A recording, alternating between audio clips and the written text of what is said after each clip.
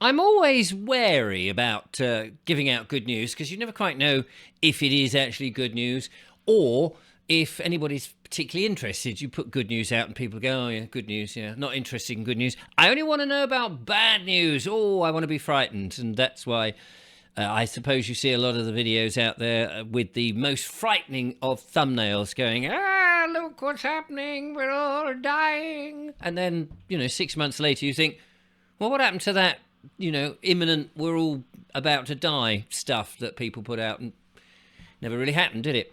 But it's always good to have a bit of good news, and I think we need to be as optimistic as we possibly can in 2025 because we're halfway to the great 2030, which we know that there is an agenda to try and get rid of everyone.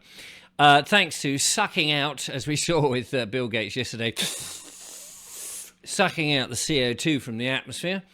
I'm sure he enjoys quite a few farts at the end of all doing that. And, of course, all the other, the mosquitoes that we spoke about recently this week and all the other sort of things. So it's nice to have a little bit of good news. Now, I have two correspondents who've got in touch with me this morning, sending good news. And so I thought I would just read them out. And you can, make up your own mind whether this is actually true or just more hopium. So let's start with the first one here. And this one came from a lady called Caroline, and she says the US corporation is dead. Donald Trump is now commander-in-chief, restoring America's sovereignty. Maritime law is over. Freedom reigns. Maritime law over. Can you believe? I mean, that's something that's been going on for, governments won't admit to it, of course. So there's no such thing as law of the sea and law of the land. They don't like to confess all of that. But of course, the judiciary, that is what has been, certainly in this country and in America and a lot of the English-speaking world, Australia, New Zealand and such like, they've been under this maritime law and they've incorporated everything. So, but this could be good news. This is very good news. Does this mean then that the legal fictions and all of this nonsense that we've been led to believe, how we've been cajoled into thinking these dead entity legal fictions created at the birth certificate is over, and that we can now get rid of all of that and just have Christian names and say, I am Richard from Biggleswick or whatever, instead of having surnames and bank accounts in big all caps letters? Is that what that means? That's what I'd like to know. Anyway, so let's carry on with the email and see where it takes us. Maritime law is over. Freedom reigns. Great. The biggest revelation of 2025 has arrived. Wake up, America. Well, I'm not in America, but never mind. The revolution has begun. Let's hope it's going to begin over here. Would be rather nice. 2, and where you are, wherever you are, gentle listener, sitting by the fireside, keeping your little toes nice and warm. The biggest revelation of 2025, the US corporation has fallen. The United States corporation is no more, it says. This seismic shift marks a turning point.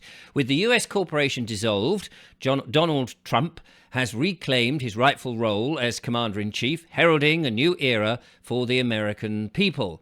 This isn't about politics, it's about freedom. A ship crash has ended Crown maritime law, returning America to common law. The power is back with we the people. Trump's role, commander-in-chief of a sovereign America, this is about leadership. Donald Trump is stepping into his role as commander-in-chief, refusing inauguration under the fraudulent corporate system to restore the republic and bring America back to its founding principles. The ship crash that changed everything. The ship crash was a carefully orchestrated event that shattered the illusion of Crown maritime law. Maritime law is no longer the governing force. We are transitioning to common law, a system rooted in justice and individual rights. Can that be true? Well, it'd be marvellous if it was, absolutely. And will that filter over to the UK? Will we get rid of the United Kingdom Corporation, Crown Corporation, and all of those people who have been sucking our energies for, well, centuries? And can we go back to we the people who actually make the rules for themselves, such as those lovely fine people of Biggleswick that I spoke of the other day, which are getting ready to dance around the Maypole in May, which was an old 5G tower. I've mentioned that in a previous video this week. Anyway, so that's the first bit of good news, and I would be interested in your comments. Don't forget the forum is available for you to discuss all these things. I'm not always in the forum myself. I'm busy writing a book at the moment, but if you want to add your videos or you want to add your contribution or get a conversation going or put your points, it's great to see that. Every now and again I do dip in, of course, and sometimes there's some fantastic things there which I can share more widely on the channel. But here's the second bit of good news. So let's have a look at that and see what you make about this. And this came from a lady called Liz, and she says, breaking news alert. Supreme Court destroys Big Pharma. Robert F. Kennedy Jr. wins historic case on mRNA vaccine damage. Now, let's hope this is absolutely true.